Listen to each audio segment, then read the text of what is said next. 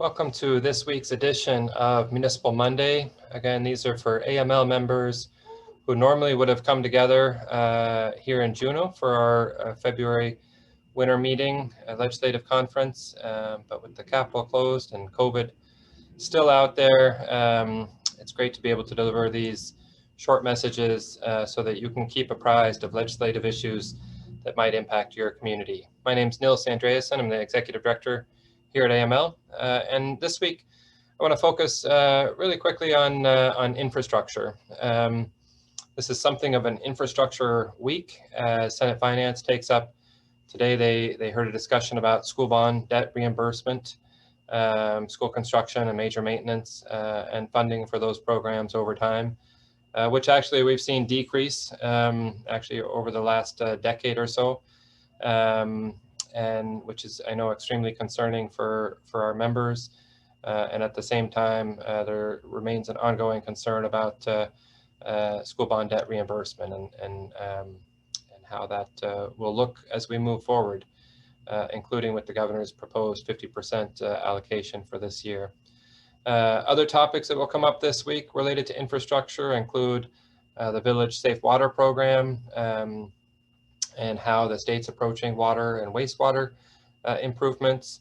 And that's also within Senate Finance. And then I think tomorrow Senate Finance has a discussion about deferred maintenance.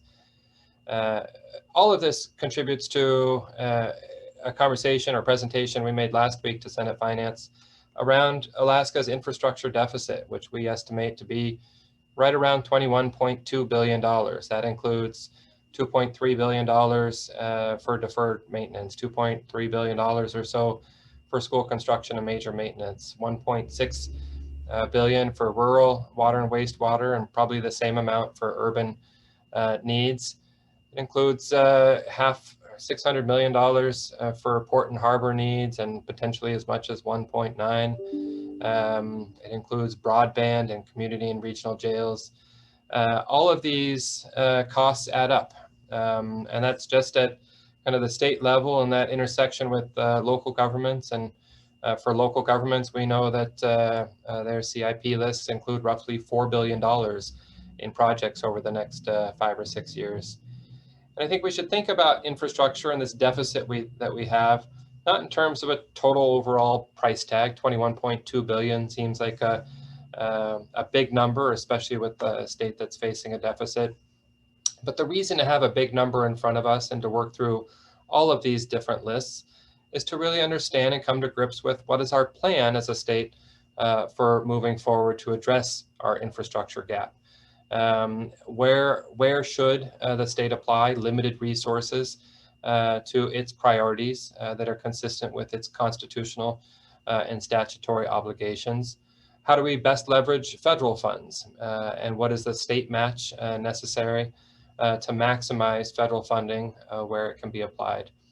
And how can the state partner with local governments to achieve common goals that contribute to lowering the transaction costs for people living in communities, or the transaction costs as it relates to economic activity? And finally, how does the state see a benefit from that investment?